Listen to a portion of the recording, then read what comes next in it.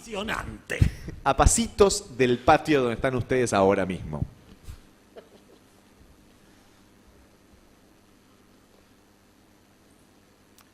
Me intimida un poco mi poder de convocatoria. A mí me intimida un poco. Además, cuando recibís y es un nombre de una dama y dice imagen. Vamos a ver. Cuando dice imagen, yo quiero cogotear por encima de tu hombro. Salvador Sanz en un Reconquista Comic Con. Así ya te muestro la imagen. Ah. No me la estaría mostrando, que si lo No, sacan de porque- contexto es jodidísimo, No, además a pero vos en te el lo contexto sigue siendo jodidísimo. Me están diciendo algo como, mirá lo que te estás perdiendo. La foto básicamente es, mirá lo que te estás perdiendo. Bueno, pero estás en Docta Comics, vos respondele eso. Estoy en Docta Comics y no lo cambio por nada. Eso acabo de responder.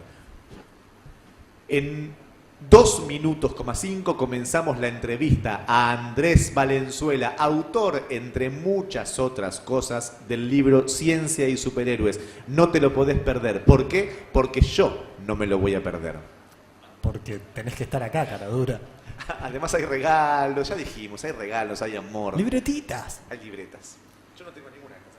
¿Cómo que no? No tengo ninguna. No Tengo seas el- cara dura. No, me dijiste Bueno, una te de firmo. Marx, te- me dijiste una de Marx. Bueno, te digo una de Marx. Bueno, pero yo quiero la tuya, boludo. Marx. ¿Quién Bueno, es Marx, pero, boludo? pero ¿Qué hizo? ¿A quién le ganó? ¿A quién le esta ganó? para la gente de Córdoba. Cuando hablamos de Buenos Aires pido más o te pido una para vos. Miren qué lindas que son. ¿Saben por qué son lindas además? Porque están vacías. Las pueden llenar con lo que quieran. Es como... Es el sustento espiritual, ¿no? Ustedes piensen que, por ejemplo, si compran este libro, no lo van Ya, a poder ya llenar. viene escrito. Si compran estas libretas, que además No se las compran. No se compran, es mejor. Y además tienen tapa de Quique Alcatena. Eso... Garpa.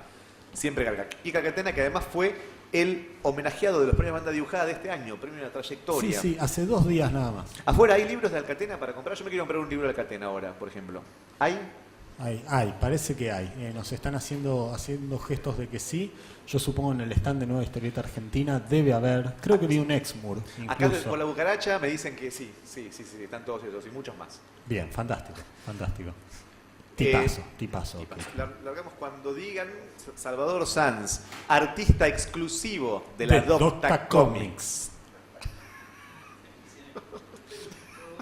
Yo no sé si a la gente le va a interesar, pero ¿cómo nos estamos divirtiendo? ¿Y cómo nos vamos a divertir? Esto además va a ser todo con un chat intermedio porque es complicado las imágenes que me están mandando. Doy fe. Estoy viendo todo. Quizás no es ético que yo vea todo. Siempre. Ay, lo mandé. Hay un momento en donde estás mandando un mensaje que decís lo mandé, ¿no? ¡Tac! Y está enviado. ¿Por qué uno hace esas cosas? Hay varias respuestas que te puede... La ciencia te lo puede responder de varias maneras, pero hay una que lo sintetiza todo. Por boludo. Boludo. La ciencia y los superhéroes también te pueden responder. Los superhéroes son los primeros que te van a decir por boludo. Y responden mucho más rápido porque son superhéroes, tienen super velocidad. Claro. Bueno, ¿te parece que empecemos, Andrés Valenzuela? Dale, arranquemos. ¿Les parece que empecemos? Bienvenidos a todos. Invitamos a los que queden afuera si tienen ganas de presenciar una charla con el periodista Andrés Valenzuela. Para mí inicialmente es una charla especial. Andrés es uno de los periodistas especializados en historieta y en cultura popular más importantes de la Argentina desde hace muchos años. Y Andrés, entre las cosas que se encarga, que es de escribir en diferentes medios gráficos, de militar por historieta en diferentes lugares y eventos, es uno de los moderadores de historieta o de eventos de cómics más importantes que tiene la Argentina, con lo cual ha moderado a todos los autores de historieta en diferentes charlas. Me has moderado a mí muchísimas veces Sí, a vos ya perdimos la cuenta. de punta a punta del territorio, con lo cual Yo, que soy autor de historieta, perdonen por supuesto mi inoperancia en este aspecto, pero es un juego prácticamente que para mí es un juego magnífico, es de alguna manera un homenaje a Valenzuela, que siempre le tocó moderar, ser moderado por uno que nunca le tocó moderar y que siempre le tocó responder. Entonces, hoy es un juego de espejos que particularmente a mí me emociona porque bueno, de alguna manera va a ser devolverte un poco todo lo que vos me diste en las charlas y eventos. No, pero por favor, es un gusto. Además, moderarte a vos es muy fácil. Pero ahora vamos a moderarte a vos, no vas a hablar de mí, hoy vamos a hablar de vos. Andrés Valenzuela, decíamos, periodista. En Argentina, en el mundo, existe la cultura popular porque hay quien la realiza, existe quien la consume y existe quien la menciona en diferentes medios. En tanto esos tres bloques se encastren, funciona esto que denominamos cultura popular. En Argentina hay autores, hay escritores, hay ilustradores, hay lectores, pero durante mucho tiempo no hubo nadie que difunda todo eso que se hacía. Mucho tiempo, inclusive durante muchas décadas se le negó la posibilidad de existir en los grandes medios. No existía gente que supiese. Si de golpe apareció una nota a algún autor, la hacía gente que no sabía nada de ese autor ni del medio que ese autor trabajaba, incursionaba, escribía o dibujaba. Aparecieron luego de la gran crisis del 2001 algunos periodistas que empezaron a investigar sobre estos medios populares. Andrés Valenzuela es, sin dudas, el que más supo explicarnos qué era la historieta. A todos nosotros que queríamos leer sobre historieta. Entonces tuvimos la opción de leer historieta y leer sobre la historieta, desde Página 12, desde la revista NAN, desde el blog Cuadritos, desde cada lugar que se le dio la posibilidad de militar, de explicar, de levantar la voz a favor de la historieta, Andrés Valenzuela fue un referente fundamental. Con lo cual, no solo tuvimos autores de la envergadura de los Salvador Sanz, Gustavo Sala, Diego Cortés, Diego Grimbau, etc., hemos tenido también divulgadores de importancia, entre los que en Argentina se mencionan casi sin posibilidad de esquivárselos, a Andrés Acorsi y a Andrés Valenzuela. Con lo cual, con este aplauso vamos a agradecerle al señor Valenzuela todo lo que ha hecho durante los últimos 10 años por nosotros, los que amamos la cultura Pero me pongo popular. colorado.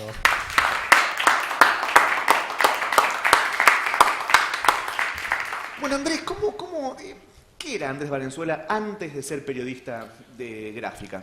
A ver, Andrés Valenzuela, mira, yo decidí que iba a ser periodista a los 16 años. ¿Sí? Me interesaba mucho la política internacional, no me veía cubriendo una guerra, francamente, porque hay un grado de cobardía básica. Correr abajo las bombas, francamente, no me parecía un ejercicio muy estimulante. Ni saludable. No, sobre todo no saludable. Me gusta tener todas mis extremidades, es un vicio burgués que tengo. Pero me parecía, sí, yo lo que percibía en la secundaria era que todos los hechos que sucedían en Argentina estaban vinculados con lo que siempre estaba pasando en el mundo, a lo largo de la historia. Y entonces me parecía que dedicarme a la política internacional y al periodismo ayudaba a explicar lo que nos pasaba a nosotros. Hacemos un salto en el tiempo, empiezo a estudiar, dejo paradójicamente de leer historieta más que esporádicamente. Antes del salto en el tiempo, me gusta esta parte del secundario que decías. Los autores de historieta de alguna manera en algún momento han hecho fanzines o se criaron en el fanzine. Los periodistas arman diarios en la escuela, el periódico escolar. ¿Vos tuviste esa instancia previa del fanzine periodístico, digamos? Yo tuve participación en un diario escolar, o una revista más que un diario, que duró 2-3 números, donde escribía de historieta, cosa muy rara. ¿Te acordás que escribiste tus primeras notas publicadas? Sí, era una opinión estupidísima sobre Dragon Ball, que me avergonzaría que saliera a la luz. Va a salir, probablemente. La mencionaste, va a haber gente que está buscando en este momento por streaming. Por suerte está perdida en la nebulosa del tiempo de una época en la cual no existían las redes sociales, así que estoy a salvo. Publiqué también en un fanzine en el 97. De hecho, corté mi primera pasantía en la fábrica de Firestone, ahí en la rotonda de Lavallol. ¿Trabajabas con caucho? No, trabajé en el área de calidad total. O sea, que eras el que se encargaba de tocar el caucho, de ver... No, básicamente me inflado. pagaban por sacar fotocopias. Sí, no era el ejercicio más glamoroso. Se comía muy bien en el patio de comidas de la empresa. ¿No tenía miedo que aparezca el monstruo de Michelin gigante que los mate? Porque es una competencia complicada y es gigante el monstruo de Michelin. Pero queda en el conurbano, vos sabés el aguante que había ahí. Claro, no se acerca. Era igual un poco impresionante el día de pago a los empleados. Vos entrabas y te encontrabas con un montón de seguridad privada armada con itacas. Ajá. Porque eso, conurbano. ¿Sí? Conurbano. No. Segundo cordón del conurbano. Michelin era para ver si venía el monstruo. Puede, bueno, pero era el día de pago. Capaz el monstruo Michelin tenía muchas ganas de cobrar también. Finalmente... Iba con dardo, porque lo pinchás rápidamente. Es un dardo y se desinfla. Sí, perdón. No, finalmente dejé eso porque tenía ganas de colaborar en el proyecto de un amigo que tenía un fanzine que era como una especie de magazine freak, ¿sí? Hablábamos de juegos de rol, cartas coleccionables, cómics. Ahí no hablé de cómics, ahí hablé de series, de juegos. Y si lo pienso, fue mi primera experiencia autogestiva y además temporalmente coincide con la primavera de los fanzines de historieta, con la que sin embargo no tuve ningún contacto. No lo viste a los de Cansole. No, jamás hasta 10 años después. ¿Qué nivel de friquez tenía Andrés Valenzuela adolescente? Y cuando me refiero a nivel de friquez es, ¿qué consumías? ¿Juegos de rol? ¿Decías juegos de rol? ¿Videojuegos? ¿Historieta? ¿Cómo es? Llegué a dirigir el club de rol de Lomas de Zamora, el Concilio Blanco. Llegué a representarlo en la organización de las Jornadas del Anillo, que eran unas especies de jornadas interclubes. Que se sí. A la hora de seleccionar las remeras para traerme, por ejemplo, me dejé en casa una remera que acredita que fui finalista en un torneo del juego de cartas de vampiro, porque no jugaba Magic, pero jugaba al primero del Señor de los Anillos, y supe tener una colección importante de cartas de vampiro, que era como un juego minoritario, así que era como ser freak dentro de los freaks. Y sí, leía historietas. ¿Época actual, época pasada? Época actual, y estaba basado en el juego de rol Vampiro la Mascarada. La Mascarada, ahí está. Y el juego de rol, el juego de cartas se llamaba The Eternal Struggle, la lucha eterna, y te ponías en la piel de un antediluviano. ¿Hoy jugás al rol cada tanto? Muy cada tanto. Lo que sí me ha dado la adultez y cierta, no tranquilidad, pero sí cierto flujo económico de esto de laburar mucho, es que, bueno, me metí en un vicio que para mi yo adolescente era muy caro, ¿sí? Yo padecí el neoliberalismo. ¿Vicio caro? Historietas. No. ¿Vicio caro? ¿Puedo decir otra cosa que no es? No, tampoco. No es gamer. Las miniaturas, los juegos de los Wargames, por ejemplo. O sea que seguimos subiendo en el nivel de friquez. Mira, ¿Tuviste biblioteca con vidrio y los muñequitos adentro? Sí, por supuesto. El primer departamento que me alquilé ya independizado, uno de los puntos a favor para alquilarlo era que tenía una vitrina con vidrio.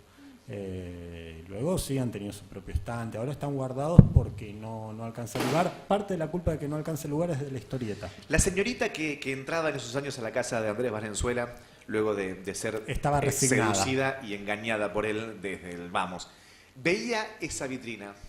¿Qué cara ponía en el momento de ver la vitrina? ¿Es en dónde me metí? ¿O ay, es casi un niño? No, era como un... yo me imaginaba otra cosa. Pero no sé si las cautivaba o qué, pero rápidamente dejamos eso. Porque te preguntan, ¿y cómo haces? Y cuando tratas de explicar de los dados, las reglas, te dicen, no, deja. Y ya pasamos, yo además cocino. Rápidamente, minutos necesito. Minutos. Sí. Okay. Era una cuestión en menos de un minuto ya es como... O sea, contra la vitrina, básicamente, mano vitrina y... Bien, Andrés Valenzuela había en un momento mencionado que saltaba en el tiempo, abandonaba el secundario y comenzaba a ir a la universidad. Bien, claro. Estamos ya en un Andrés Valenzuela, seguimos hablando de un Andrés Valenzuela freak, pero ahora cultivado, universitario. Cultivado y menos freak. Digo, seguí jugando rol un tiempito, luego corté alrededor de los 21 o se volvió más esporádico por falta de tiempo, porque empecé a laburar. Tuve varios laburos. El primer laburo importante fue en una trading, en una agencia de comercio exterior, dedicada al mercado internacional del acero, un embole inenarrable, pero me dio mis primeros mangos, me abrió una experiencia y es el único laburo al que renuncié 2 veces. Y las 2 veces renuncié por el periodismo. ¿No te entendieron? No, la primera yo colaboraba en la agencia de noticias de la facultad, llega el verano, los dueños de esta trading se iban a Punta del Este y laburaban desde Punta del Este, nos dejaban a todos los empleados laburando en retiro. Me llamaron de la facultad, che, mira, hay una posibilidad de una pasantía haciendo monitoreo de medios sobre temas de infancia y adolescencia en una ONG que se está abriendo.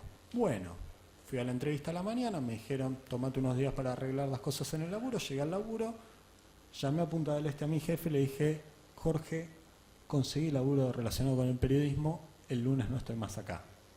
Ah. Y él preguntó, ¿qué día es hoy? Ok. El lunes. Bien. Tuc. Fui al tiempo, me pagaron hasta el último centavo, perfecto. Hice un año de pasantía y, bueno, como suele pasar con las pasantías, se terminan a otra cosa mariposa. Mira, le escribo a la mujer de Jorge, ¿no? Estoy buscando actualizar el currículum, quiero saber por dónde andan, así los pongo como referencia. ¿Estás buscando laburo? Venite.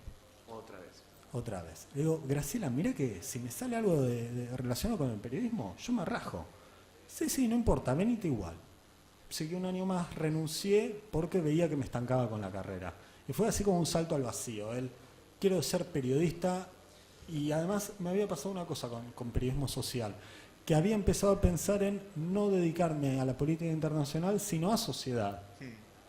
Entonces, ahí empezó a cambiarme la cabeza. En el secundario entonces participaste de la escuela, del periódico de la escuela, empezaste a trabajar en fanzines de la cultura, si se quiere, freak, de juegos y gamers, etcétera. Y en la universidad mencionaste recién que eras parte de la agencia de noticias de la universidad. Me interesa pero muy poquito, esto del Origins de Andrés Valenzuela. El Andrés Valenzuela ese, ¿no? Adolescente, primera juventud o primera madurez. Hoy sos un tipo que escribe muchísimo, a un nivel de muchísimas, y me refiero a muchísimas palabras diarias y líneas diarias. ¿Tuviste tu momento de escribir poesía, de escribir cuentos cortos o ciencia ficción o algo antes de meterte de lleno en el periodismo? Mira, algo que no sabe mucha gente del palo de la historieta y que se van a enterar acá es que una de mis primeras experiencias radiales fue con un ciclo de jazz, blues y poesía en lo que era la CEJU. La CEJU era la Semana de Juventud de Turdera que organizaban los monjes palotinos de allá.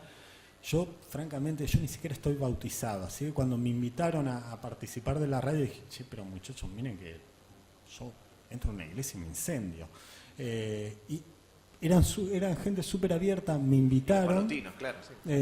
Pertenecen a una línea de la izquierda claro, católica. Sí. Fue una experiencia súper interesante. Y alguito de poesía escribí, pero no. Ahora estoy incursionando un poquito en la microficción para un proyecto nuevo que tengo relacionado con el tango. He escrito algún que otro cuento y tal, pero si me pongo a pensarlo... Siempre fue periodismo lo que decías, sí, política internacional. Y la disciplina narrativa en todo caso se me iba en los juegos de rol. Yo era el máster, era director de juego y era el que ordenaba la historia. Entonces tengo eso. De hecho, mi primera formación a nivel guión, si se quiere, es el manual de la Guerra de las Galaxias, del juego de rol. Tiene una sección del director de juego que era una síntesis perfecta de la poesía de Aristóteles, cosa de la cual me di cuenta 10 años después en la facultad. Era una síntesis de cómo estructurar una historia, cómo capturar el interés del lector / jugador, cómo hacer cosas emocionantes. Y si vos te pones a analizar las películas, la trilogía original funciona de esa manera. Era brillante. Acá tenemos a Iván Lomsakov, que es otro de los miembros de los periodistas que se han dedicado a difundir la historieta y las artes populares en los medios de comunicación masivos.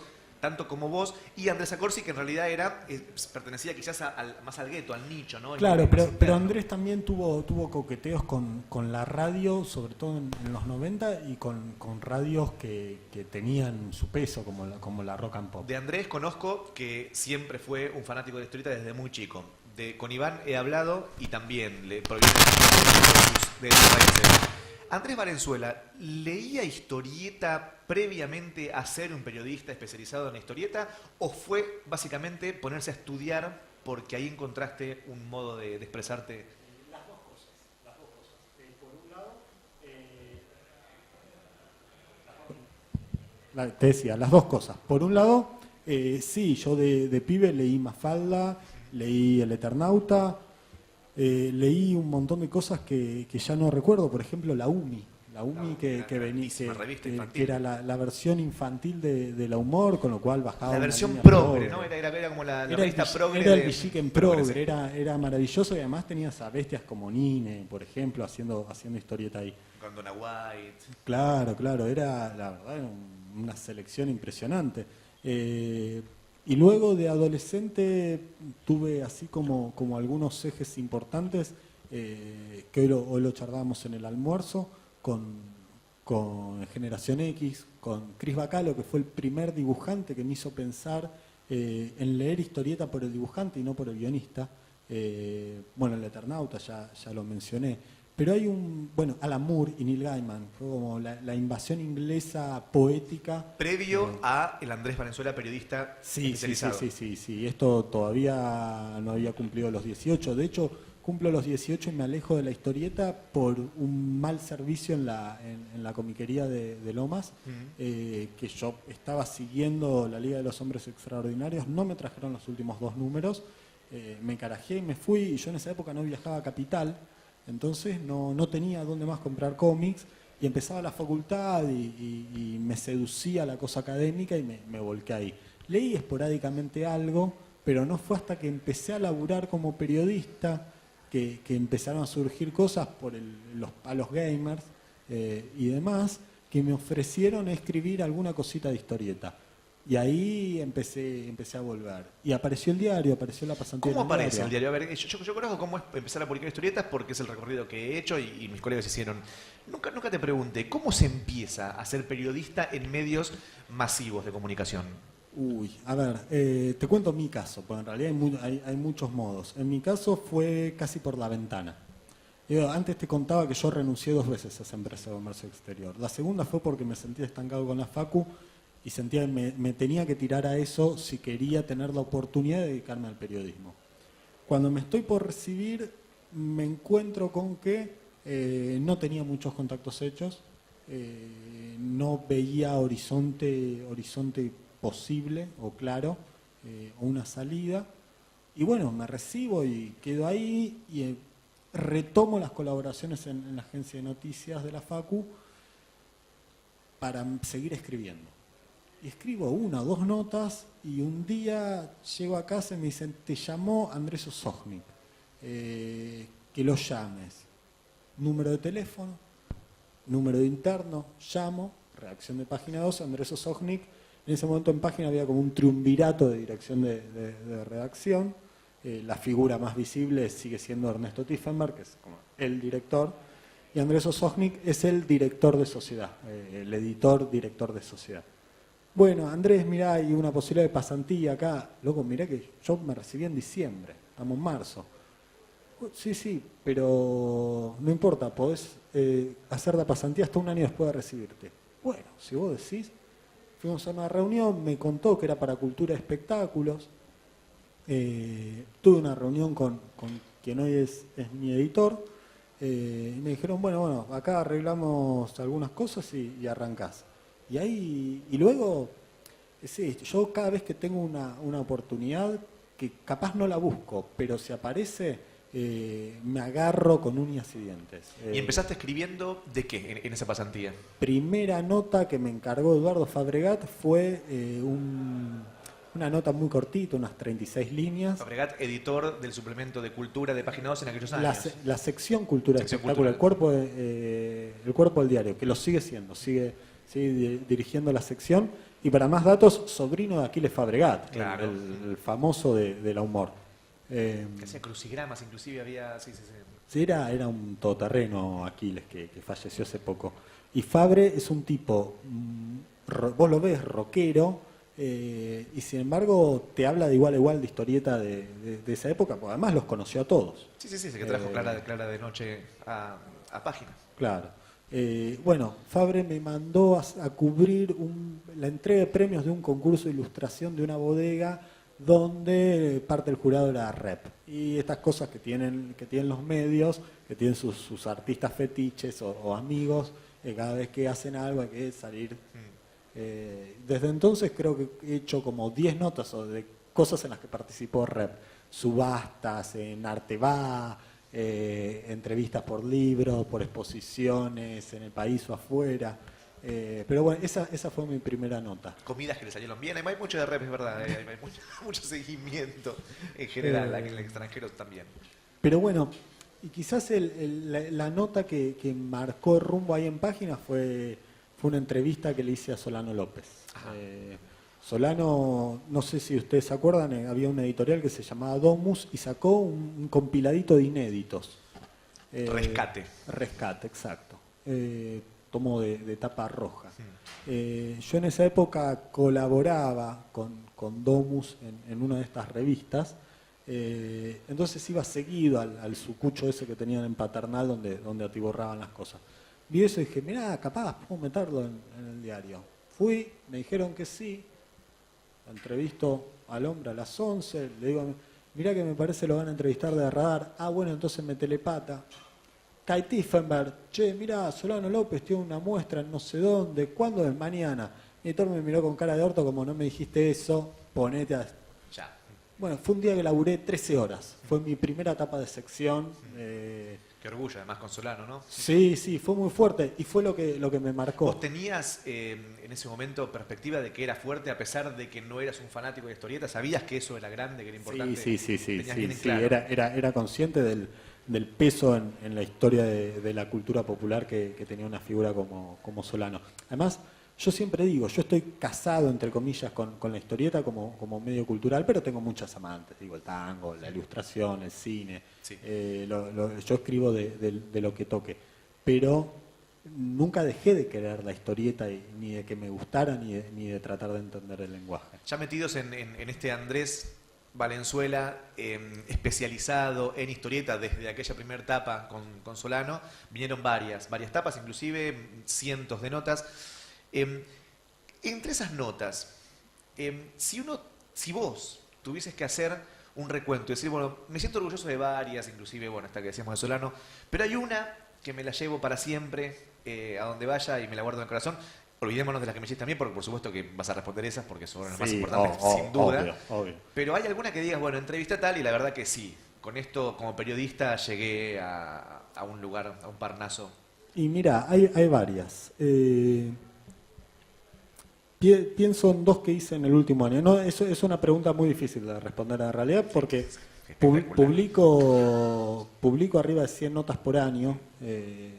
Esto ahora solo en el diario. Digo, si consideramos cuadritos, multiplicalo mucho. Con lo cual el universo se me hace irrecordable. Pero del último año creo que dos puntos muy altos fueron Neil Gaiman.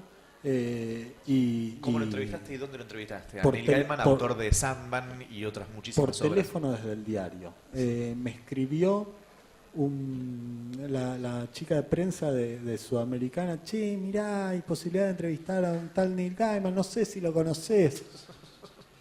Y yo en la casa hacía como, sí, quiero, todo en mayúsculas, ¿viste? Como, digo, mirá, tengo que consultarlo con mi editor, pero dalo por hecho. Me voy a hacer un huequito y... Claro. Y bueno, y hablamos como 20 minutos. Y entre esas cosas que hablaron, pudieron hablar del libro que se va a publicar en Argentina exclusivamente de Gaiman, el libro de Pictus. Hablamos un cachito y fue un recuadro de la nota.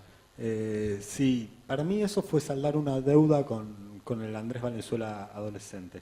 Y otra nota que capaz no me surgía desde el lector, pero sí es del tipo consciente del peso de ciertos tipos, fue con Mike Mignola. Porque todo el mundo me advertía, mirá que es re hortiva. Mignola, autor de Hellboy, De Hellboy, y otras claro. muchísimas obras. Es re hortiva, es mala onda, no le gusta que lo entrevisten. Yo encima lo llamé y no me pudo comunicar porque no me habían habilitado la llamada internacional en el interno del diario, ¿viste? Era como, este va a estar de mal humor. Lo llamé, le hago una pregunta, el tipo empieza a responder, tranquilo. Le hago otra pregunta y evidentemente lo descoloqué. Le hice algo, no me acuerdo en este momento cuál fue la pregunta, pero lo corrí un poco de... Claro, los yanquis tienen un modelo para preguntar dónde, bueno, cómo fue trabajar en esta historieta, y cómo fue el trabajo con tu colaborador. Y los tipos ya se ponen el cassette y responden eso y se hinchan las bolas. Y yo no, yo trato de enfocarles desde el, bueno, ¿qué te interesa contar a vos? Acá, ¿estás pensando en esto? ¿Qué impacto tiene la realidad en lo tuyo? Y los tipos sienten que les estás prestando atención.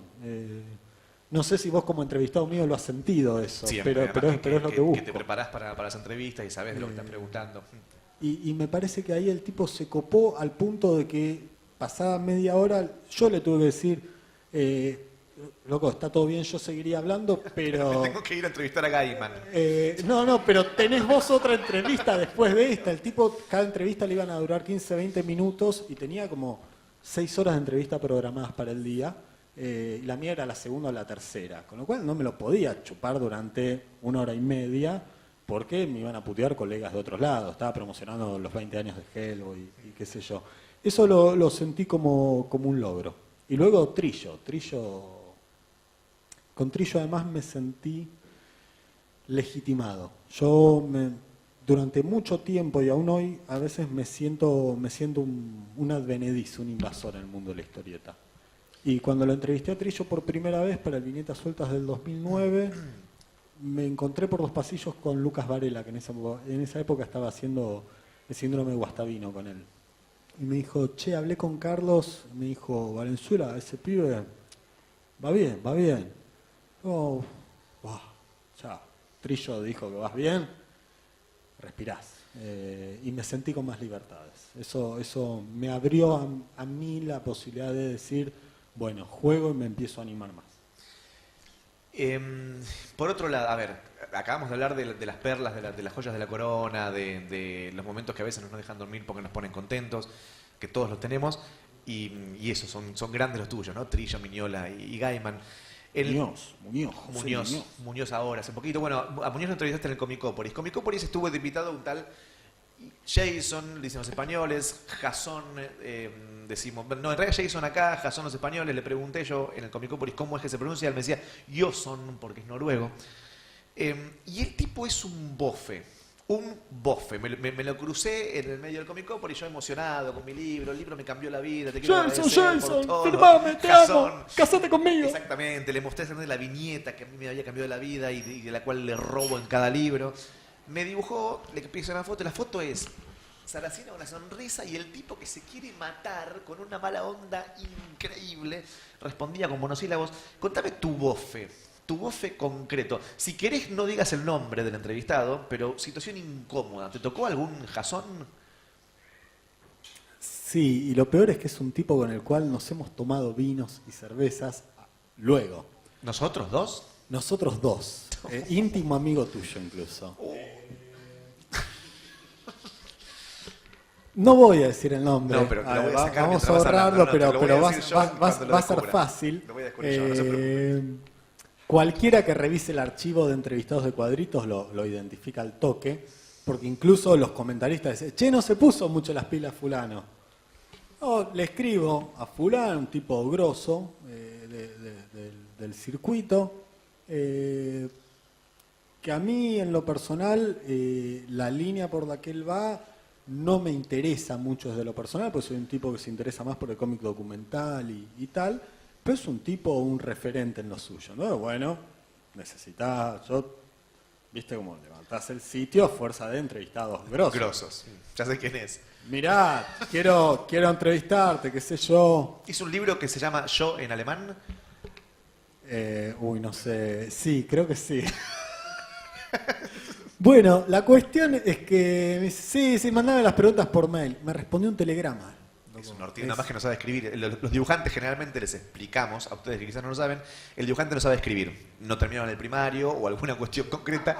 Y especialmente este dibujante tiene una cuestión heavy, ¿eh? Heavy. Bueno, eso. A la hora de... Yo además la tenía programada, dije, es grosso. Parto la entrevista en 2 partes, ¿no? Como cubro 2 domingos y además me arrastro bocha de visitas. Ponele, eran 10 preguntas y en total eran menos de 500 caracteres. Menos de 500 caracteres, para que se den una idea, yo en el diario publico la nota que salió hoy, la crónica de los premios Banda Dibujada, tenía 5.500 caracteres. Este dibujante te respondió 500 La onceava caracteres. parte. La onceava parte. Es decir, Además es un dibujante menos que del tiene primer párrafo de la nota de hoy. Toda la onda tiene.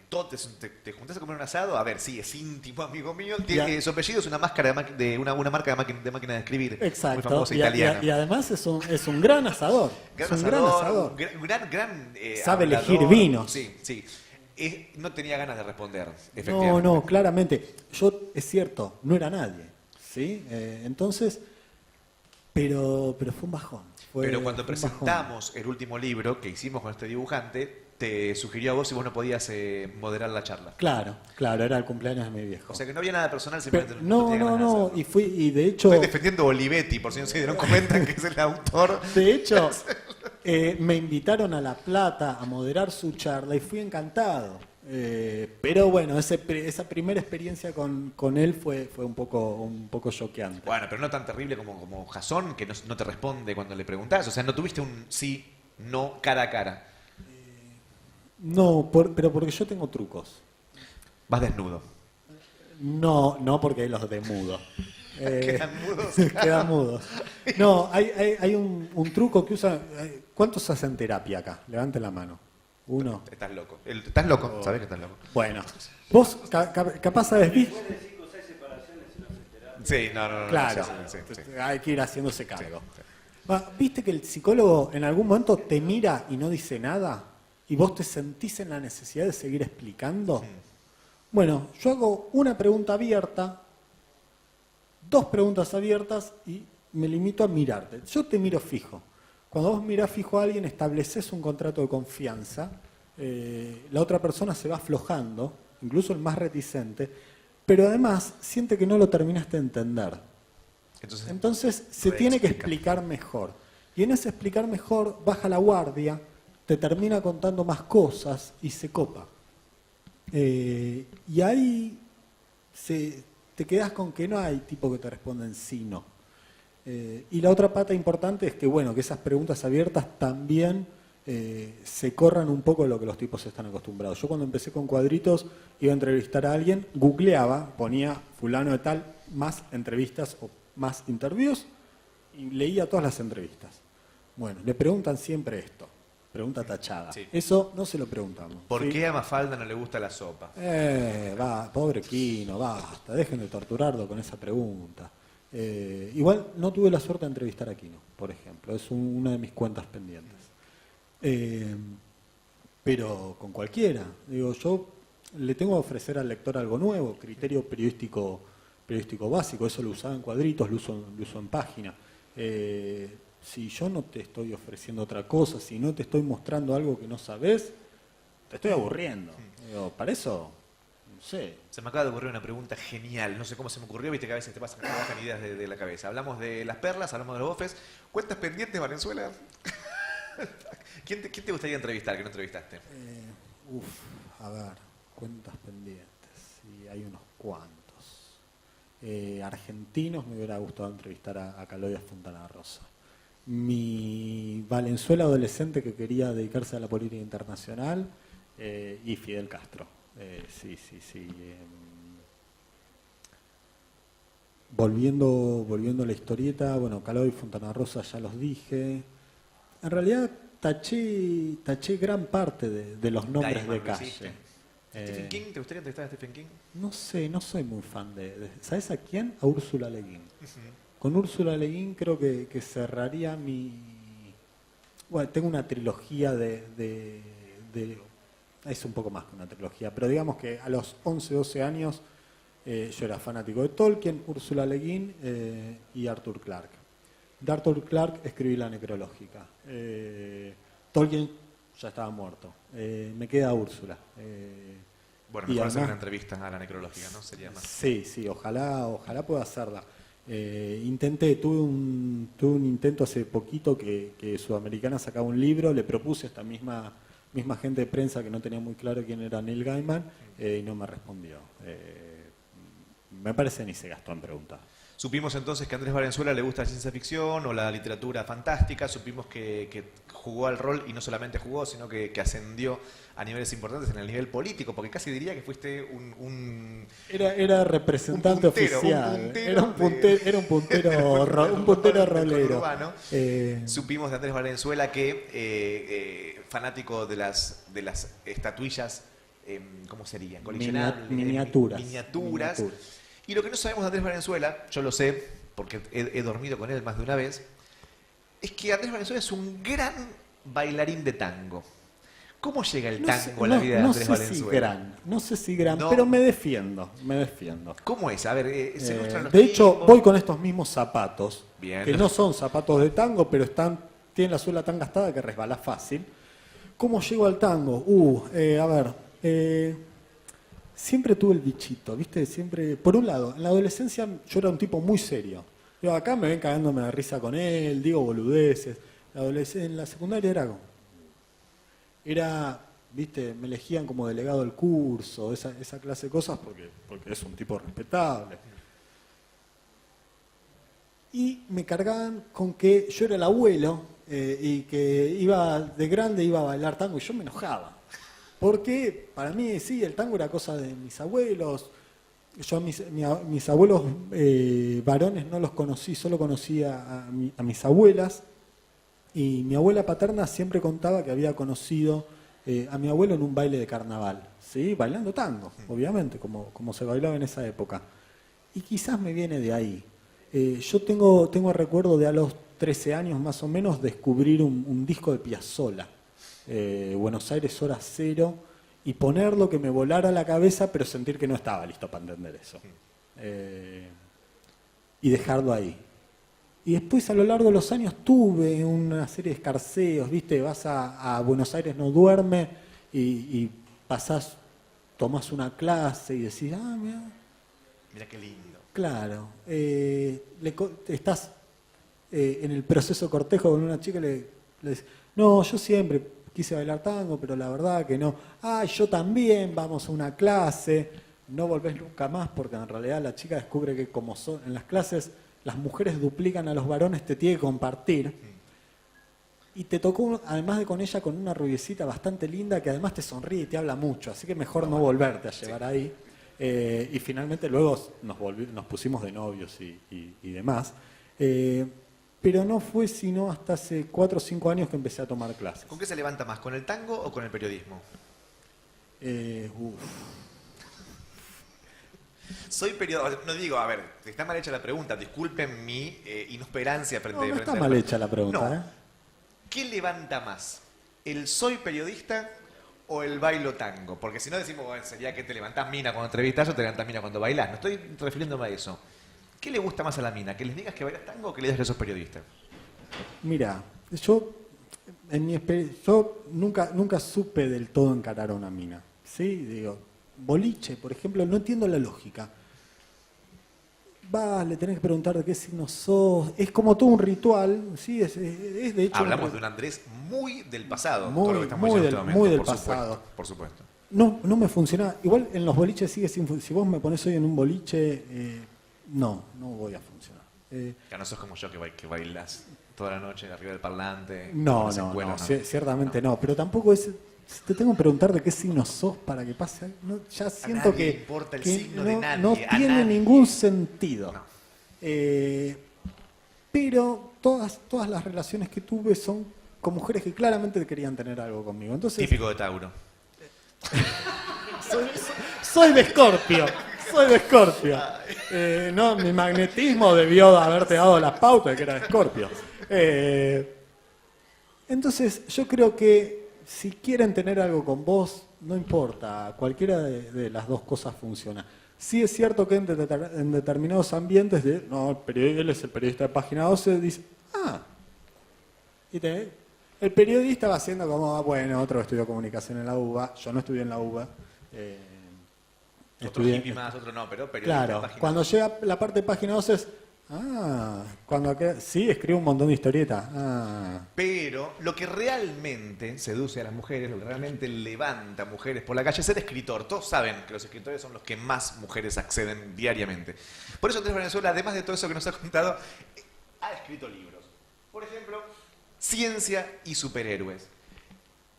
Cuando yo era chico había una película que decían, cuando usted vea esta película creerá que el hombre puede volar. Era la primera Superman de Christopher Reeve, año 79, 8. En Argentina quizás se estrenó un poquito después. Y el hombre no puede volar, Valenzuela. No. Que te quede claro. El hombre no puede. Ciencia y superhéroes no van de la mano, Valenzuela. Ciencia y ficción no van de la mano. Sí que van de la mano. Son dos formas de hablar de la realidad. ¿Qué es este libro que hiciste con la escritora Paula Bombara? ¿Qué nos querés enseñar? ¿Qué nos querés mentir, Valenzuela, en este libro? Mira, ni les quiero mentir, ni les quiero enseñar nada. Y eso me parece que fue lo mejor del libro. Partamos de la base que el libro fue una idea de Paula Bombara, ¿sí? Que es una amiga que desde hace muchísimo, a quien adoro y admiro, porque además es como autora de una prosa de un nivel poético superlativo, y además es una gran divulgadora científica.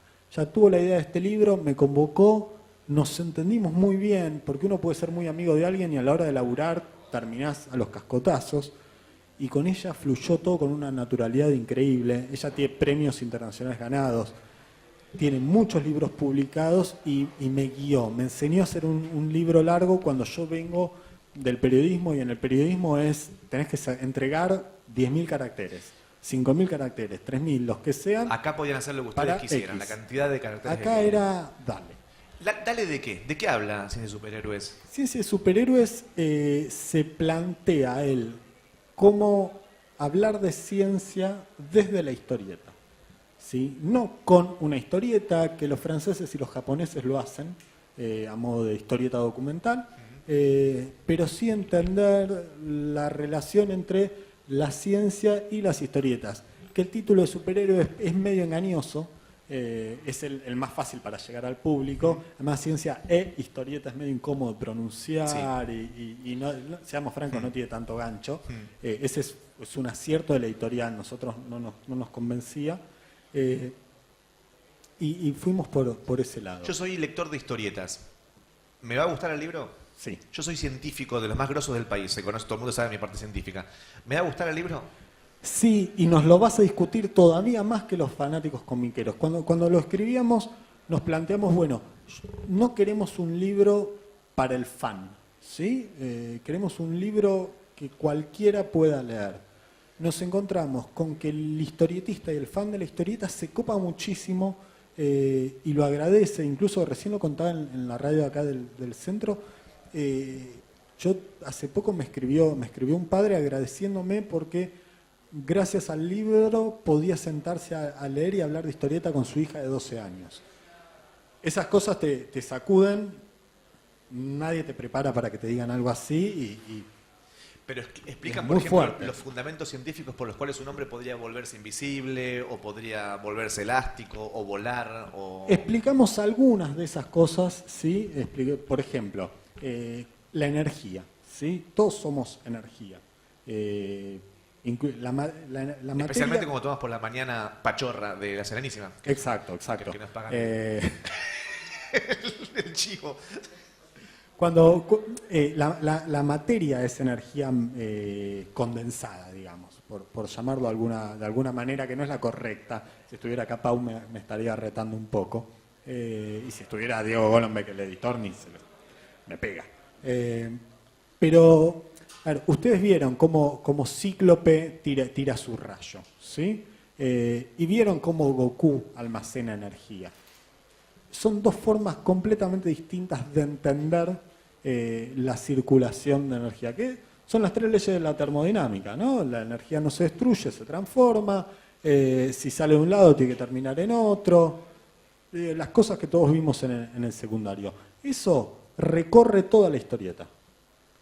Porque en realidad recorre todo el universo. Y vuelvo a lo mismo, el arte y la ciencia son dos formas de hablar de la vida, del universo. ¿Se dan cuenta de todo lo que van a poder hablar? Si ustedes compran este libro, ahora que está en venta aquí, en el Centro Cultural de España, Córdoba, en cada reunión, en cada ágape... Sí, pero no en los boliches. No, pues ahí solamente deben Eso- hacer como hago yo, bailar en cuero arriba de los parlantes. Y con pantalones. ¿No te trajiste tus Lo pantalones tengo, pero rosas? me lo guardo para mañana, que es la última jornada.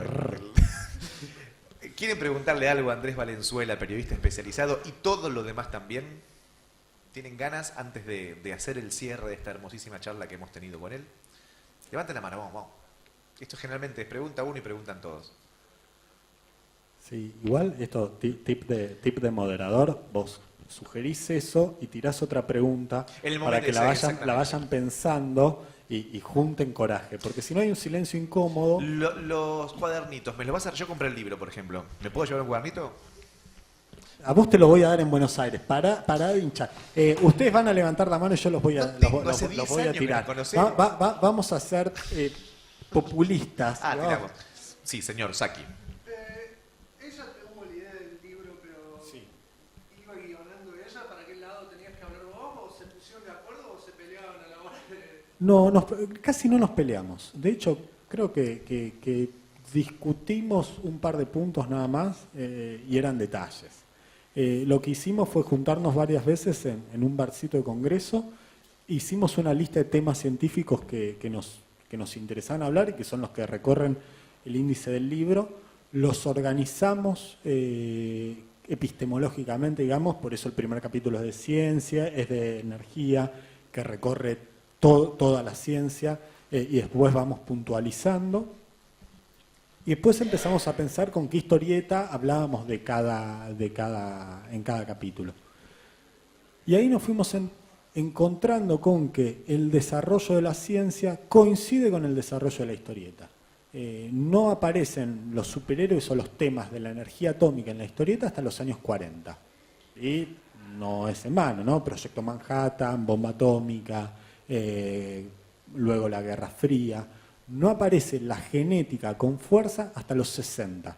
Si bien la genética viene de mucho antes, los desarrollos que se popularizan es en los 60.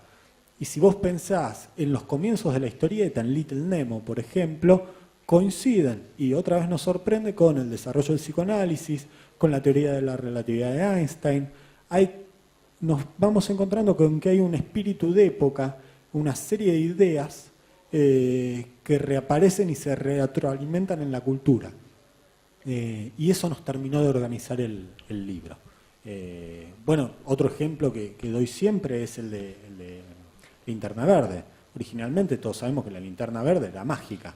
Ahora tiene una explicación pseudocientífica hiperfrutera, pero el lector exige que la explicación sea más científica que mágica.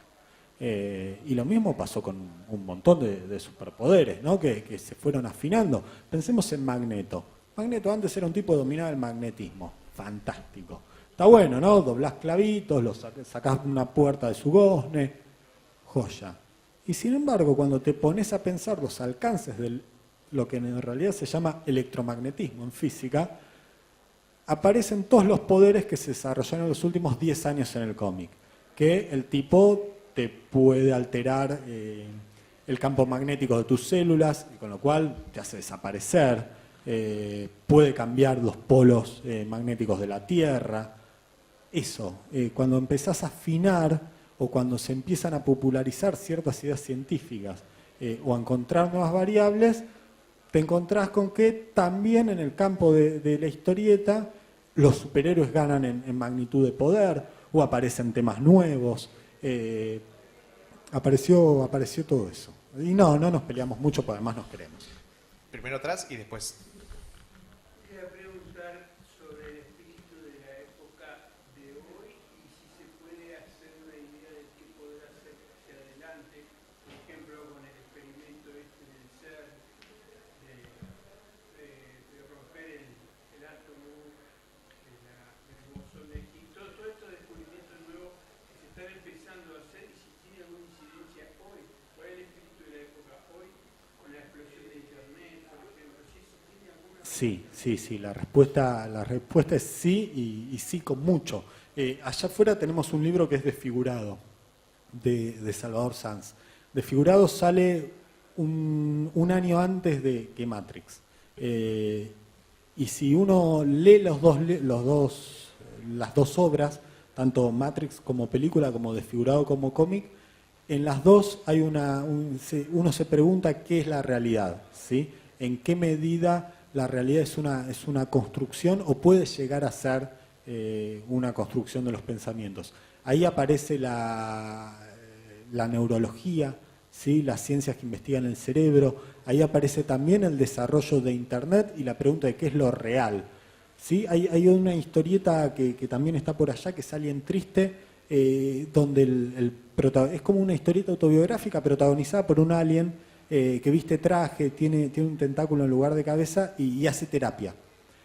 Y varias veces la terapeuta le dice, pero Facebook no es la realidad, ya lo hablamos. Y sin embargo, Facebook provoca efectos de lo real. Con lo cual, desde los comienzos de la filosofía, tenemos que preguntarnos en qué medida Facebook es la realidad o no, o forma parte de la realidad o no. Y eso también forma parte de la historieta. Hoy las historietas, en su relato, incorporan los efectos de las redes sociales. Me parece que eso no es menor. En cuanto a la cosa más obviamente científica, porque todo lo otro también lo es, también aparece. Que ahora en muchas historietas recuperen la figura de Tesla, tiene que ver con una revalorización de sus estudios.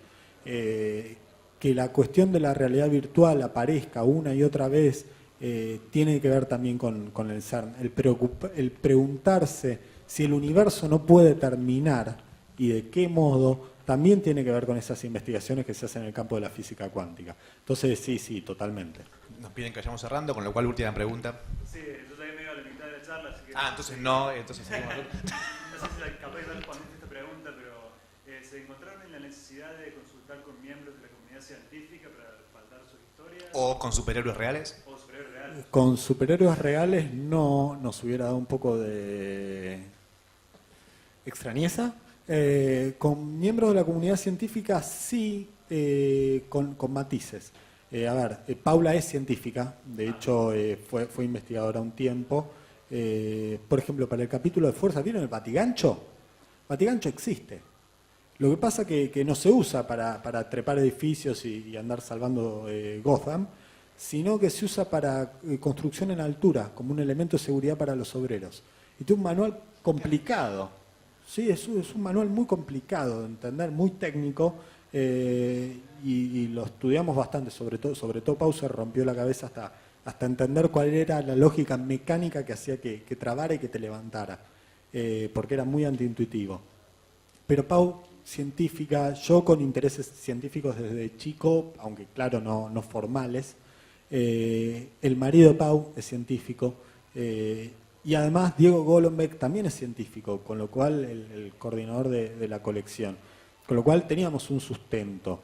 Y además, bueno, investigar, leer mucho, capaz no hablamos con muchos científicos directamente, pero luego lo que sí hace siglo XXI es que corrobora los temas con una serie de consultores que tiene.